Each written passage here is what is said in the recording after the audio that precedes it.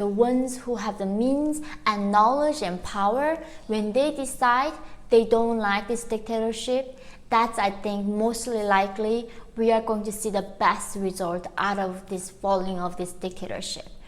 So the thing is that, who isn't corrupt in North Korean system? Kim Jong-un himself is corrupt. And this is such a bizarre, like he is killing people for being corrupt.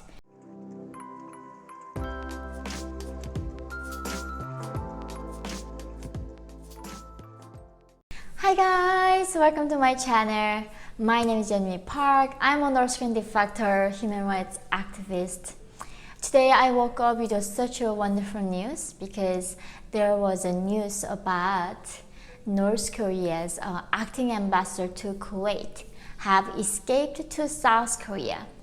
And I will explain to you why this is such a delightful news and why the world should be so happy about what is happening to Kim Jong-un's regime, because these things that has been developing in the regime is a wonderful sign that we can see actually change and freedom is possible in the Hermit Kingdom. So the acting ambassador to Kuwait, he was actually the son-in-law of the most powerful person in North Korea other than Kim Jong-un. So this ambassador's father-in-law was a manager at the 39 bureau in the party, which is mainly responsible to making money for Kim Jong-un. So this 39 bureau, I will cover it some other time. There is a party in North Korea and there's one bureau that dedicates all their energy and time to earn the foreign currency for Kim Jong-un. And his father-in-law was the manager of that bureau. So in North Korea, right, like you cannot really marry somebody who's like lower than your class. So I assume, everybody assumes this Kuwait ambassador to North Korea was also coming from high-ranking position. However, guys, he escaped to South Korea. He escaped right after the ambassador to the Italy who escaped, then he followed. After Kim Jong-un came into power in 2011, there has been really high increase of the defection of these high-ranking officials. This is such a good sign because if the elites decide one day that it's not in their interest to maintain this system, then they will bring it down. The ones who have the means and knowledge and power, when they decide they don't like this dictatorship, that's, I think, mostly likely we are going to see the best result out of this falling of this dictatorship. Right? We don't want the foreign invasion to happen. We don't want the Korean War to happen, or we don't want the World War III to happen. Then the best way and the easiest way is going to be the elites in North Korea bringing down this dictator. So this Kuwait ambassador, who was married to the daughter of the manager of 39 bureau, he took his wife to South Korea as well. So as soon as he escaped, of course, his father-in-law was punished, and we don't know if he got assassinated or sent to prison camp. But the thing is that there are a lot of elites from North Korea, though, still they know the risk what they're taking and still escape to go to South and giving the information to the South Korean government and hoping, they think with their sacrifice they can save their people. All these selfless people actually took that step in the past, but all this actually the number of these high-ranking officials has been increasing. I know there are really top elites actually in America where I am at, and actually I'm going to do a live with you guys soon in the near future, so you can see him and you can ask him anything you want.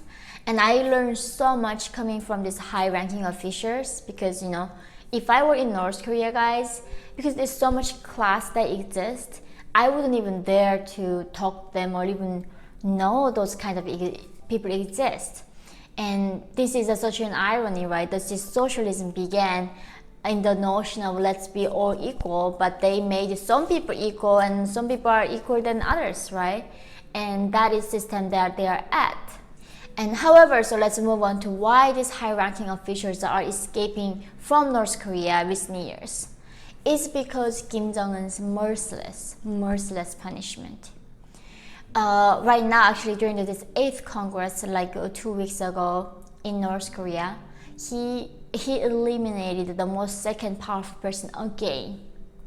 And in the past in North Korea, when the Kim Jong-il, the Kim Il-sung time, and they were, taking off somebody like who were that high ranking, they would like usually pretend saying, "Oh, it was a car accident," right? Like anything when you see North Korea's newspaper say someone died from car accident, we all knew that okay, that was assassination.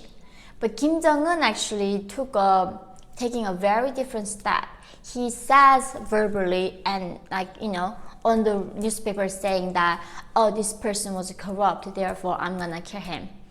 So the thing is that, who isn't corrupt in North Korean system? Kim Jong-un himself is corrupt. And this is such a bizarre, like he's killing people for being corrupt. That is not a fair of justification killing somebody in the current North Korea, because everybody has to be too corrupt to survive. Literally, the government salary to a medical doctor is $1 a month, and he cannot even buy 1 kilogram of rice with that money. How can anyone survive in that economy? So nobody can, and everybody has to be corrupt. And the justification Kim Jong-un always comes with killing these people are always corruption. So even like 2 weeks ago, he literally killed Lee Mang-geun Lee.